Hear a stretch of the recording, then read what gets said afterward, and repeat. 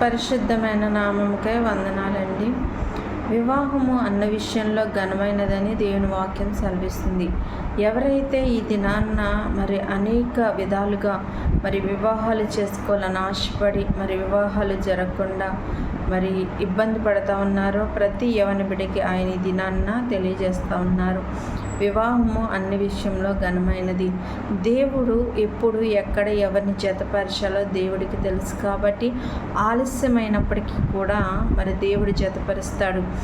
దేవుడు జతపరిచినప్పుడు మనుషులు వేరుపరచడానికి వీలు లేదని దేవుని వాక్యం సెలవిస్తుంది. అలాగూ వివాహాల కోసం చూస్తున్న ప్రతి ఒక్కరి జీవితాల్లో దేవుడు మెండారుగా వాళ్ళ యొక్క జీవితాల్లో మంచి భాగస్వామిని ఇవ్వాలని ఇది ఆయన ఆశపడుతూ ఉంటాడు కదండి. గుణవతి అయిన భార్య దొరుకుట అరుదు అంటున్నాడు దేవుని వాక్యంలో.